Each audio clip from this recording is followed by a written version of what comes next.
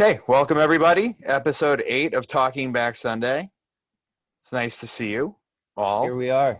Tuesday, Hi. September 8th. September. We did it. September. Can you believe it? No. No, not at all. It's crazy.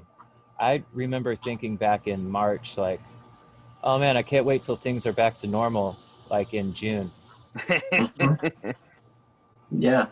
Who would have thought? Yeah. But hey, I'm happy to see nobody's wearing white. It's after Labor Day. Yeah. Are we Very all important. wearing black t-shirts and black shirts? Yeah, because we're cool guys. I think I only own black t-shirts. I have like one white one. This is a really cool story. I was at the beach all day yesterday, and we did a lot of swimming, but the water was very seaweedy. So I came home and did all the laundry, and I guess there was still some seaweed stuck in my bathing suit and the kids' bathing suits and stuff. So when I got my white t-shirt out of the laundry that I was wearing at the beach, it smelled like I had used a seaweed dryer sheet. Ooh, I bet that And was nice. It's so disgusting. Yeah, gross. Yeah. That's the first time that's ever happened to me. I couldn't believe it. Like I just smelled it right now. I had it all folded on. Oh, Gross. yeah. I hate when that happens, when there's something in there that you didn't know about, and then you have to redo the whole thing because it sets you back. It's no good. Yeah, but that white t-shirt really took that seaweed smell.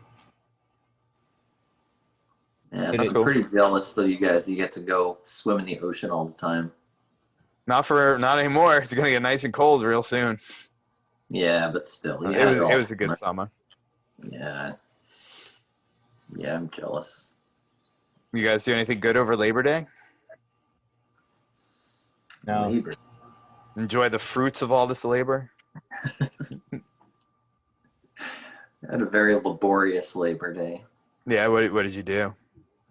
I labored On your lawn? on my lawn and my life. Tended to my life. I labored through my day-to-day existence.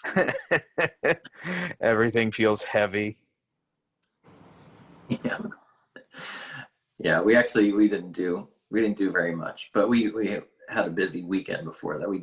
We did plenty leading up to Labor Day, so we didn't need to do anything yesterday. Right. How was your trip back from Nashville? It was good. Nashville was really nice. It was really fun, and we made the trip pretty quickly. These days, it's really amazing when you take out the stopping and milling around convenience stores and gas stations out of the trip. You cut about an hour and a half out of your drive time. Especially with kids. There's 4 Oh, people that have to use the bathroom. 2 little kids you gotta help. yeah. Just 2 adults. It's a breeze. You're flying. Yeah. Yeah. It was good. Good. And is Camille's record all finished? It's done being recorded. Yes. It's very exciting. Cool. So we're moving on to mixing now. Awesome. Yeah. Are you going to mix it? No, I'm not. Nathan is going to do it. Excellent. Yeah. Yeah, it's very exciting. Yeah, excited to hear it all comes together. Yeah, and so yeah, I'll keep you updated. Yeah. Don't you worry. Yeah, we'll be right here.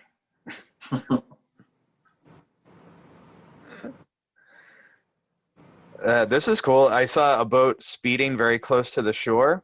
And then this morning I saw a boat that had been cruising around our area at about the same time had capsized.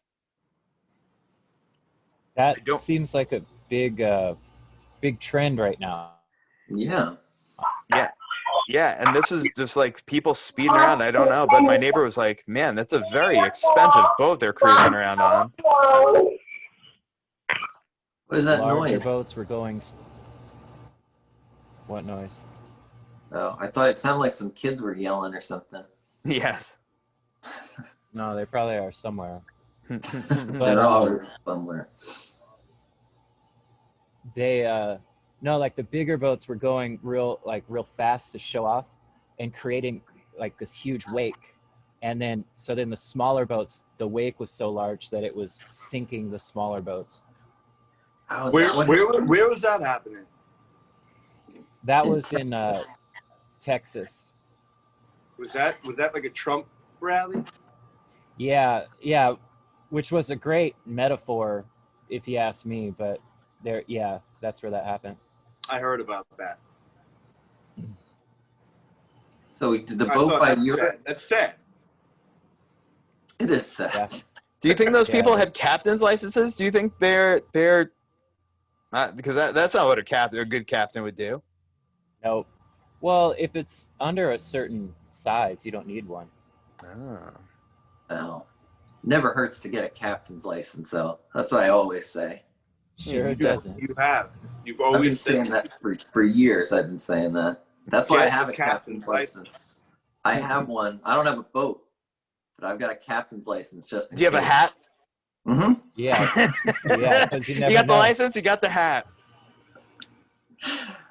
One time we were when we had been on tour for a while, I was like, I really hit a point. I was like, I think I need to start wearing a captain's hat all the time. Make everyone call you the captain. Yeah.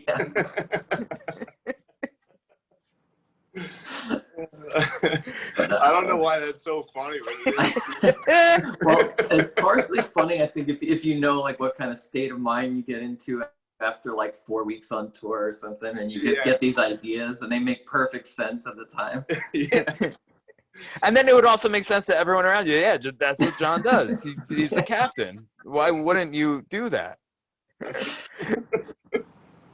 I think I had the presence of mind to be like, that's not a good idea. This is a crazy, wacky tour idea that just seems like it makes sense.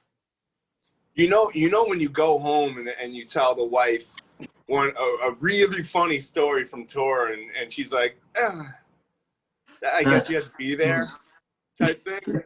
Yeah. And it wasn't that funny, but it really was, it really was that funny. And those moments are so necessary when you're trapped in that kind of touring lunacy. Yeah. And or you come back from a 6-week tour with a captain's hat on and try to explain why you're wearing it all the time. And started smoking a pipe. Yeah. Midway through the story, you start realizing, you know what? I don't think I should wear this captain's hat. Yeah. Oh, turns out I've turned into a lunatic. I'll be back to normal in some. I just need to sleep in my own bed for about 2 weeks.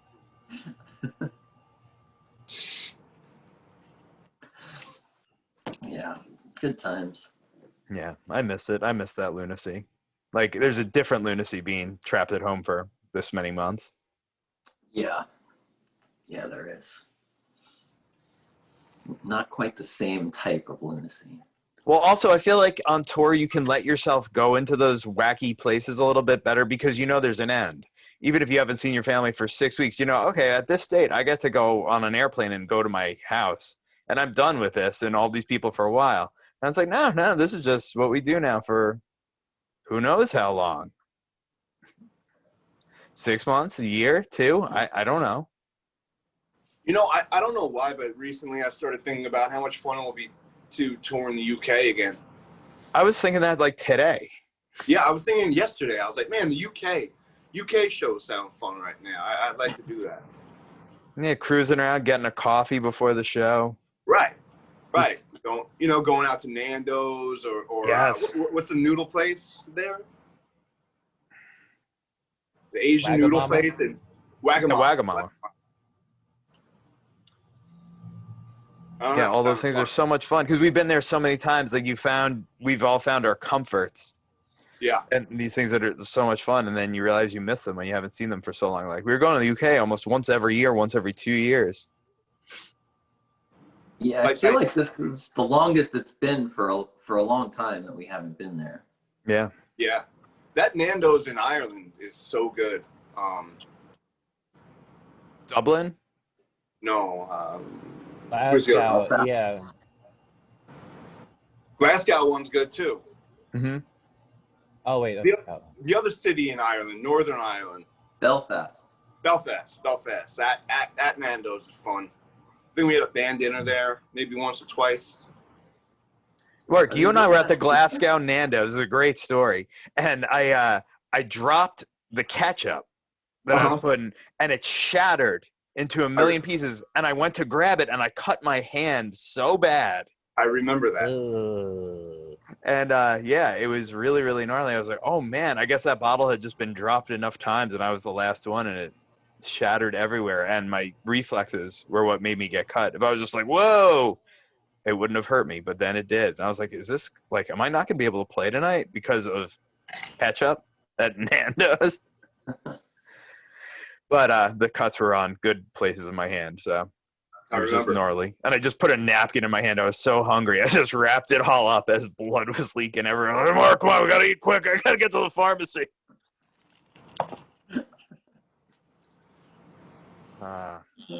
Good times. Yeah. You know, recently I was thinking it's sad that codeine's illegal in Australia now. Isn't that sad, guys? What a bummer. Yeah, because that was the best. What did they have? Those like weak like Tylenol with codeine there? Tylenol / codeine, and then they thought it's probably not good for people. Yeah, probably not. Man, I remember I was flying home from Australia. I think it was a Straylight tour. And I was sitting next to this woman, and we just started chatting. She's like, oh, do you want some of these? And it was some Tylenol with codeine. And I was trying to get some sleep on that flight. But she and I just ended up talking and having a great time. And she was really cool. Then there was some weirdo who brought his duty-free Jack Daniels on the plane. He was in the seat behind us. And he started flirting with this Muslim woman in a hijab. And he was really, really bumming her out. And like the flight attendants came over, and I had to get up and go to the bathroom, and I saw like what was going on. I asked the woman, I was like, hey, do you want my seat? This guy's not going to bother me. She's like, oh, no. The flight attendants moved him to like a different part of the plane, and her too. And then I was like, man, this guy is so weird. And it just stunk of Jack Daniels throughout the whole plane. This guy was pounding it. And everyone else kind of fell asleep. I'm chatting with the woman next to me. I'm like, yeah, that was so weird. And I'm like, what a jerk that guy was. And I saw him wake up about 5 hours later, and he was a totally normal, nice person who had just lost his mind. I guess maybe the flight was a little bit much for him, but he was talking to some other person, and he had like fully recovered and wasn't a total jerk. But it was very bizarre, and I'll never forget that. And that was Jack Daniels would do that to you. And who knows what else he took along with that. Sure. But yeah, I just remember he had the big duty-free bottle, and I don't know how he got it open at his seat and all that stuff. But that guy was something else. About that. Yeah. Yeah, don't they usually like as soon as you buy it, don't they usually like wrap it up and like make you hand it to a flight attendant or something? Yeah. No, they just no. It's been a while. They do that. Yeah, I don't know if they do that now, but typically they would. You just buy it, and then as you're getting on the plane, they just hand you the bag. Yeah. So then you can. Oh, okay. So it's up to you, whatever you do after that. I think you're probably not supposed to break into it. Definitely not supposed You're to. definitely not supposed to get hammered and hit on a woman. Yeah. Yeah. That's probably not what you're supposed to do.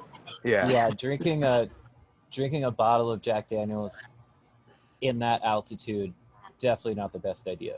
No.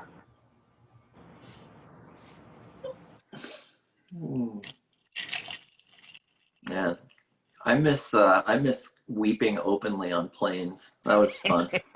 Oh, it's a dolphin tail? The Dolphin's Tale. That was very touching movie. It's a very sad movie. Did you cry? Did you get caught? You ever get caught crying to a movie on the plane by a guy handing you, by a stewardess handing your food, looking at you like this? Oh my God. I'm sure I have. God. Man up. Man, it's hard to get me to cry, but I got so close. I think we were going from Australia to the Philippines, and I was watching We Bought a Zoo, and man, that thing got to me.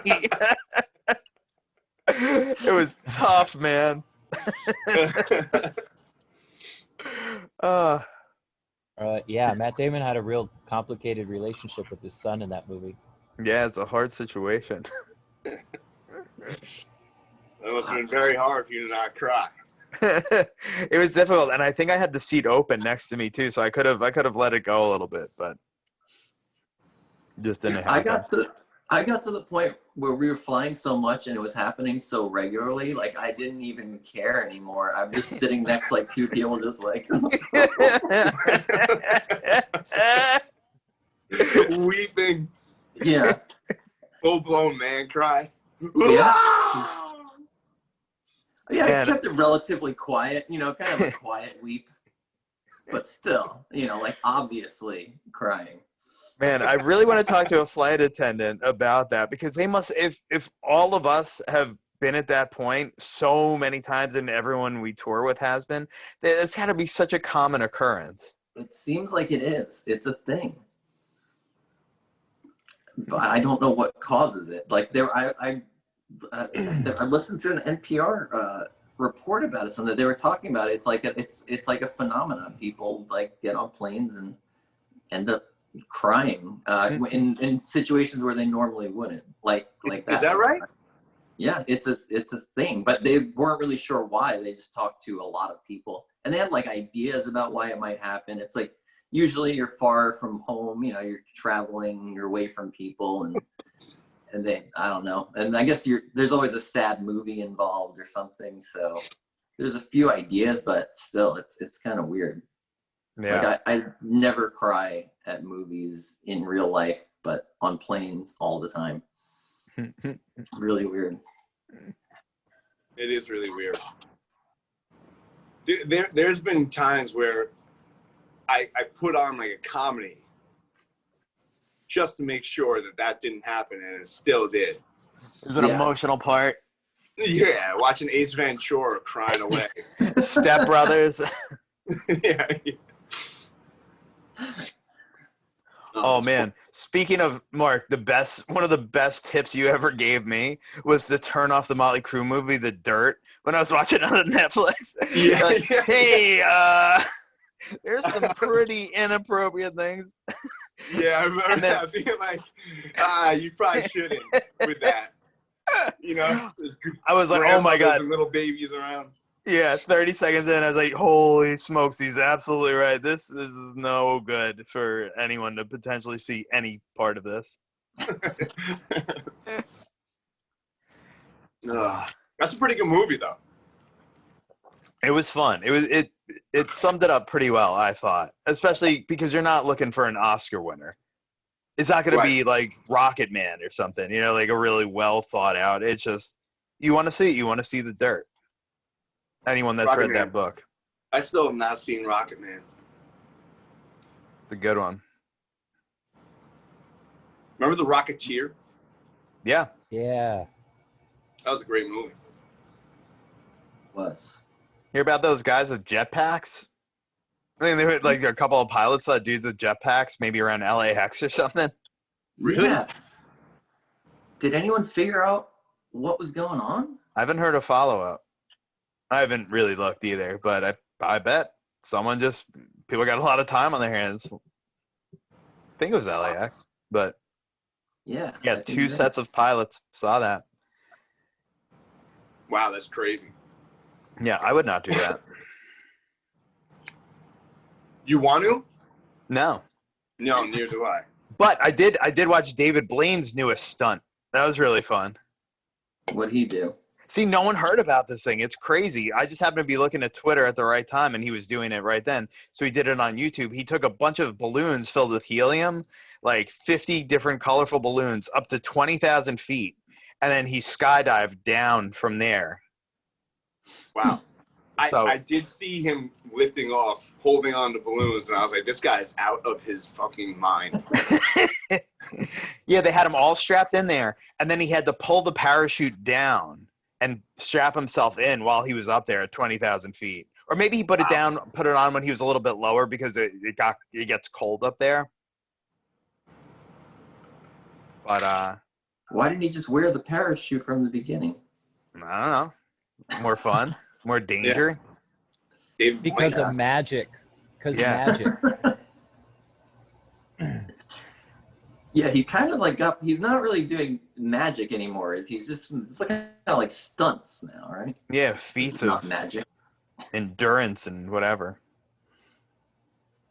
Yeah. Yeah, I don't know what it is. I don't know if it was a trick or if he really did it, but I don't care. It was fun.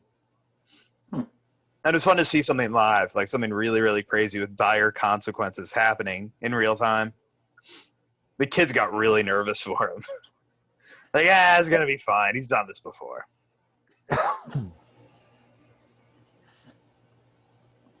That's cool. Should we get to some questions? Sure. All right. This is a fun one. Hi guys, Aaron here, longtime fan. Since my older brother was playing Tell All Your Friends in the summer of 2002, seen you guys 24 times since. Wow. Do you guys have a favorite tour? I must say the one with the Used was my favorite around Happiness This Time, but also Taste of Chaos with Anthony Green and Seosin and Dashboard Confessional was insane. But hey, 20-year tour was the greatest 2 days of my life, I swear. Hollywood Palladium was going off. Love you guys. Thanks, Aaron. All I'd of those say, tours were cool. The Coheed tour was a really fun one.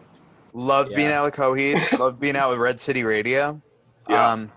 One of the funnest things about that Dashboard tour was playing at Red Rocks. That was a fun venue. That was amazing. Yeah. There's Nathaniel Rateliff just did like a streaming show from there that I watched, and it was interesting because rather than have him play on the stage, they had him play like where the crowd would be facing the stage. So Cool. you know, like where like front of house was, they were like there, and they built this thing and lit it up all nice, and so that was pretty cool. But then it made me think about how much I want to go back there because it's just so beautiful. Yeah, those big tours are always nice because the venues are always so comfortable. You feel really well taken care of and stuff. But yeah, we have I think it'd be so hard to say what our favorite one was. Yeah. Because we got a lot of good friends. Or like, yeah, there's highlights to every single one. Yeah, those 2 nights at the Palladium were really, really awesome. Those were sick. Those were good shows. That was. Man, what's that bar that? Oh no, that's by the Fonda. That was a different tour. You know that Good Times bar place in Los Angeles or in Hollywood, whatever. Like, and like you walk in and it looks like you're, or it's like a '70s garage, and you like walk in through the refrigerator, and then it opens up and it's a bar. Mm-hmm. I don't know why I just thought about that place. That place rules. Yeah, I haven't been there in a very long time. Super expensive, but it rules. Pay for the vibes. Yeah, for real. All right, moving on. Hey, if each of you could have dinner with one celebrity, alive or dead, who would you pick? And what would you want to talk to them about? Thanks, Matt.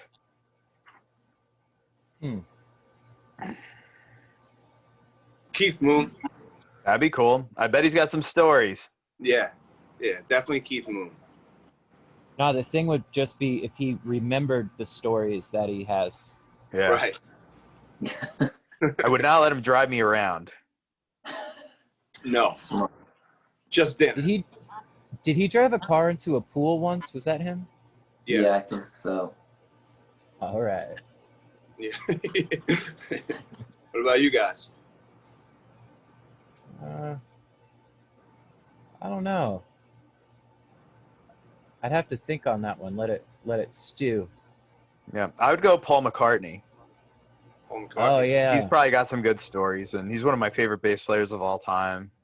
Amazing songwriter, and just hearing about those crazy days, just hearing about the stories about how John, Paul, George, and Ringo would just hang out in a bathroom in a hotel smoking cigarettes because they were the only 4 going through that ever. Like, poor Elvis was all alone. At least those 4 had each other. So I'd like to hear about that stuff. Like, how did you guys do it? Like, what did you guys talk about in those moments? Like, how insane did that feel? You know how they used to share a room upstairs. They played in that club that we played. We played next to the club that they used to play in Hamburg. in Hamburg, and I knocked on the door of that club and said, "Can I go up and look at that room? I'm playing next door." And the guy said no. But they all used to share a room with no window in that club, and I really wanted to see that room very badly. Right? Did you ever see the movie Backbeat a million years ago? Yeah. I think they have like, you could see them living in there, kind of deal, and each one's got a girl in bed and stuff, like in bunk beds. Yeah. So I don't know if that was true or just fun for the movie. But I remember that. I gotta revisit that one. Yeah, I think it was a tiny room though that they all slept in together. Yeah, I bet it stunk so bad. Oh, horrible. But Hamburg, what a city. Yeah, crazy city. John, you got anybody? I think I would go with Keith Richards. Oh man, that would be. I read his autobiography a while back, and very, very interesting. Very lot of insane stories, obviously, but just an interesting guy. And I feel like a little bit every time I read interviews and every time I read his autobiography, I feel like he's like a little more articulate than people might expect to. So I feel like he could still tell you the story in an interesting and fun way. So that's who I'd go with. Nice, good call. Did you see that movie? I forget what it's called now, but it was more focused around the guitar player that was in their band that passed away. And it wasn't a documentary, it was fictionalized. Anyways, but the way that they portrayed Keith Richards in that movie, I really liked, because they just kind of showed a different side of him, Mm-hmm. or as far as how they built like that character. And I don't know. That's all I have to say about that. I haven't seen that. I remember hearing something about it. I would like to check that out. Yeah, I can't remember the name of it right now. And it was years ago when I saw it, but I just remember that certain part just really sticking with me.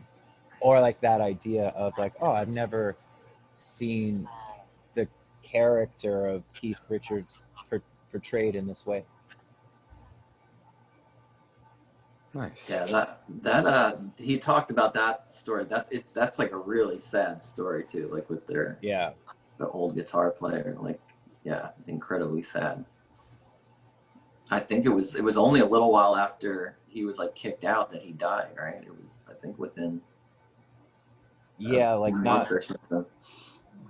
Oh, I didn't know that it was that soon. I'm not positive, but it was relatively quick. I remember reading about it. It's really sad. Yeah, that is sad. But also like pretty crazy when like he was getting too unreliable to be in the Rolling Stones anymore, which, I mean, you got to be in a pretty bad place, I'd imagine. Yeah, to like not be able to, because they were all, I mean, just knowing the stories of the things they did do, but then they were still able to pull it together when it was time to play. That was the thing. I think that was the big difference. They all could keep it together when it mattered, and he couldn't. Yeah, that happened with Guns N' Roses too, with their drummer Steven Adler. Like, those guys were off on a different path, and really bad. And that guy, like, he unfortunately wasn't cut in the studio. And he's one of my favorite rock drummers ever. But was he older, or was that their guitar player? Who's that in Guns N' Roses? Yeah. No, they're all like relatively the same age. Molly Crew, Mick Mars, the guitar player, was much older. That's who I was thinking about. Yeah. And they also had lots of addiction issues too. So similar times, similar craziness. Bonkers, man. Yeah.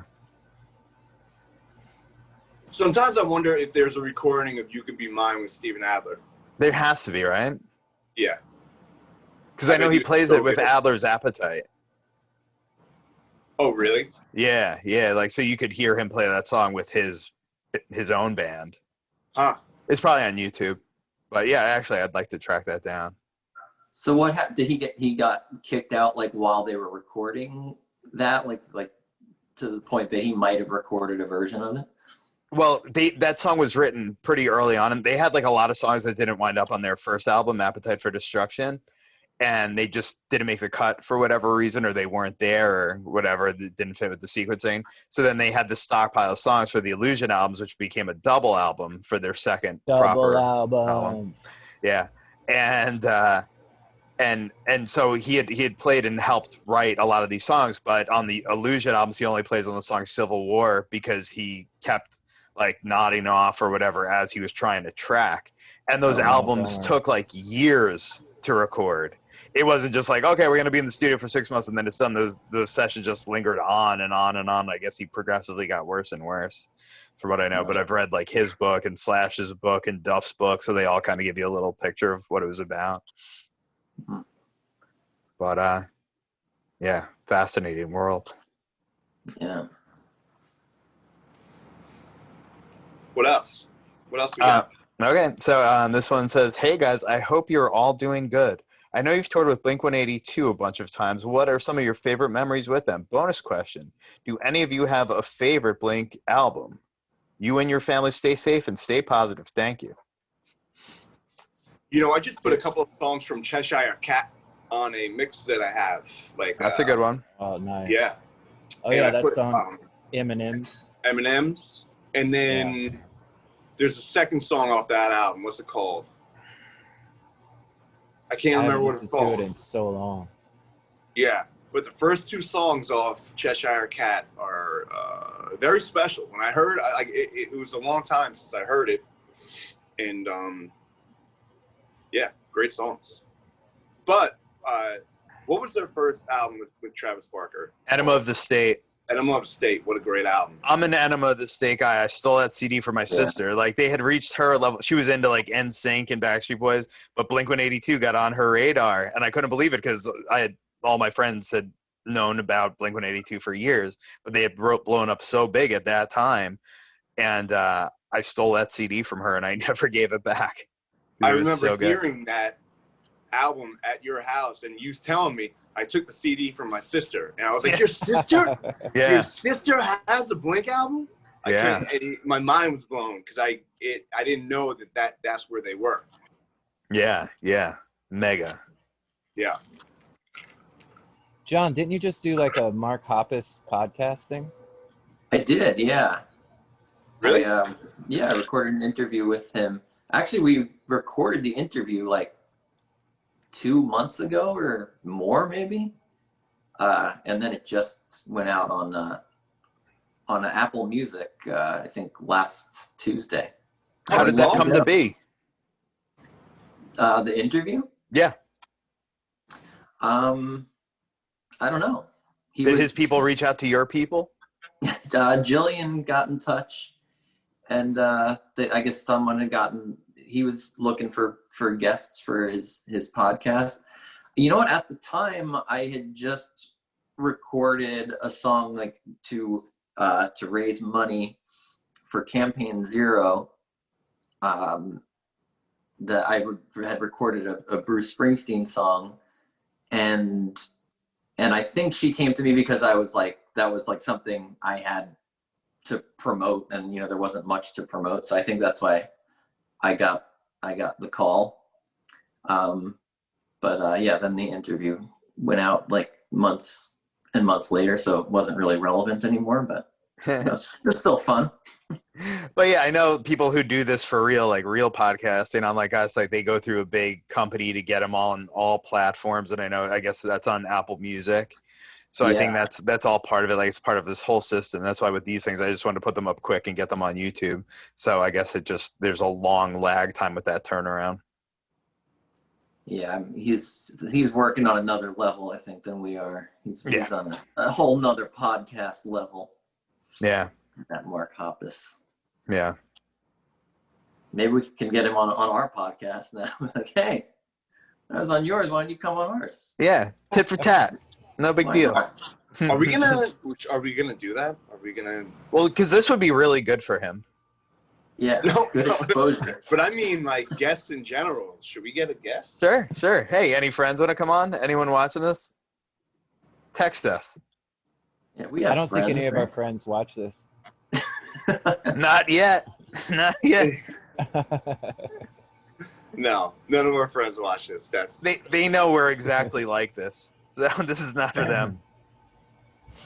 Yeah. But yeah, I No, know Red City Radio's been working on a new record. I'd love to have those guys come on and talk about their stuff. I've been Oh, in yeah. touch with those guys a bit. Shug actually sent me a picture of, he was wearing, because I guess they got Red City Radio got new animal heads, and then he was wearing the animal head, one of them, and he was playing, or he was standing in for Garrett, so he was playing this Hagstrom crazy metal looking guitar that looked pretty sweet, looked just like something Garrett would play. Yes. nice. Yeah, I'm excited to see what they do with that. Yeah. Ryan sent me a copy of that record, and it is so awesome. Dude, yeah. So it's so good. They recorded the Reno song, which Yeah. is so sick. Yeah, I heard that. I heard a few of the songs, and I was really psyched they recorded the Reno song. Yeah, I was texting with Ryan. He's like, "Yeah, man, we never really wrote that second verse." I was like, "Doesn't need it. Doesn't need it." No, they could do just 8 minutes of that one verse, and it wouldn't get old to me, just because it's so good. Yeah, what great guys, man. Yeah, I think everyone's gonna be in for a treat when that thing pops.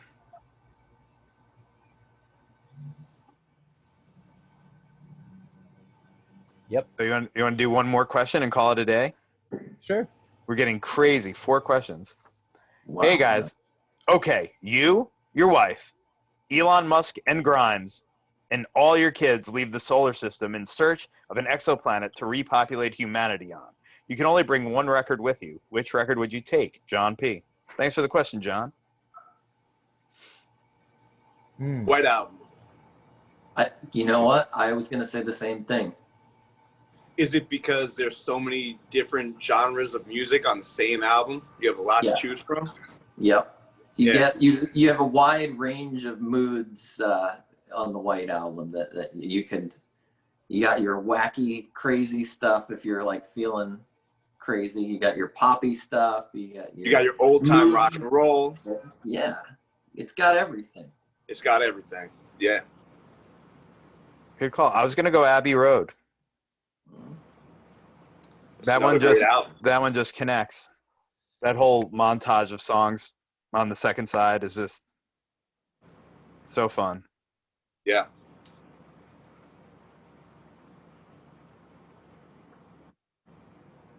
What about you, Adam?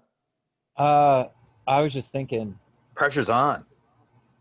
I probably Full Moon Fever. Tom Petty. Mm-hmm. Yeah, but then I was also thinking about being on a spaceship with Elon Musk, and probably some weird conversation. Yeah. That's a long ride to Mars too. Yeah. How long does that take, do you think? Like 4 years? Yeah, maybe 7, based on current technology. I mean, when are we going now? 10 years? Wow. Yeah, I don't know. Did they specify that in the question? No. But man, it'd be pretty hard to repopulate humanity too. Yeah, that sounds too daunting. I just let it die if it's all I mean. Sorry, bro. Picked the wrong guy. Well, at a certain point, everybody would just not be so smart because would be so incestual. Yeah. That's no good for anybody. No. I think they'd have to, we wouldn't be the best choice. You got to get like a bunch of 20 somethings, I feel like, Yeah. People in their prime. Yeah, we're so far past that. Yeah. Speak for yourself there, Shawnee. I'm past my prime. No, you're not. Well, wasn't your prime when you were 9? Yeah, that's how far past. I'm 30 years past my prime at this point. It's so sad. Yeah, no, it was so cool. Like 8, 9 years old, and then man, it all fell apart. Came off the rails, never to be back. What are you gonna do? At least I had a prime. I was gonna say that Newfound Glory song was about you after you were 9, right? It's all downhill from here. Yeah, man. They wrote that about you. And the thing was, at 9, how high could you get? You couldn't get very high, but 9. I heard you were really cool at 9. Dude, I was a Macaulay Culkin cool. But he was up at the heights, man. I was not that. Yeah, the second coolest mullet in Lenox School in Baldwin. Only the second? Yeah. Neil's mullet was way better than mine. I was jealous of your guys' mullets. Yeah, it's pretty cool. My mom wouldn't let me have a mullet like you guys. I think by 4th grade you had a pretty good one. Yeah. I did. Be coming in with the sides shaved and stuff. Teddy wants a mullet, so we've been looking at mullet pictures for him when he gets his back to school haircut. All right, good, Nice. good. So, mullets. Are they cool again? They're getting there. Because I was actually, Walrus Audio released this new pedal, and then so I was on their website looking at different videos, and then for one of the pedals, the guy that was demoing it definitely had a mullet. Like, it was like real tight on the side, and then kind of like, the tail back here. And I just thought, I guess that's popular again. Know what mullet I would like to see? I came across this picture of a Travis Tritt. You guys remember him? Big country star. And his hair is like as long as mine, except for on the top, it's like feathered, like here. And that was a real bold look. I think that needs to come back. Well, Mark, I don't know if you saw, Lars Ulrich from Metallica posted a picture of him from like '87. And he wrote, I don't know how many times I have to tell you this is not a mullet, but he had his long hair like pushed behind his ears. I think he had it like kind of feathered too. It was he looked very similar, I think, to the Travis Tritt feathering. And I love that he was pissed that it's not a mullet. I mean, it really looks like it. All these years later. Yeah. That's a thing. Like, I would really like to see just any kind of feathering in general. I mean, that was huge. Yeah. For a long time, that feathered look. Working the hairspray with a blow dryer kind of deal. It's like going to like a fancy dog groomer, Yeah. Yeah. Well, Adam, you can bring it back. You got the hair for it. Nah, man, I can't. That's too much responsibility. I can't have that on my shoulders. All right. You should at least test it out one day when you don't have much to do at home. Just to see how it looks. Right. Then the only problem with that is then I'd have to immediately shave my head. I've actually come real close a few times, just like, I'm just going to do it. And then, but luckily I haven't followed through yet. Just because I think I'm just like yearning for some kind of change or something new or different or something. I just want to feel different than I felt for the past year. Yeah. Almost 9 months. Yeah, and it would do something. It was definitely a nice change when I cut my hair. Felt a little bit different for a little while. I'm just worried that I'll immediately regret it. Yeah, you might. It's hard to say. It's definitely it's a big risk. Yeah. But yeah, if you commit to it, please, and we don't have to publicize it, but please send us all a picture of you with a mullet. If I were to do that, I would want it everywhere. I would want everyone to see how fantastic I look with a feathered mullet. And who knows, you might just stop there. You might just be like, this is the look. I'm not Yep. going to shave it off after all. I found what I've been looking for all this time. Forever. For however much longer I live, this is going to be my haircut. It goes all white. You're like 80 Yeah. years old.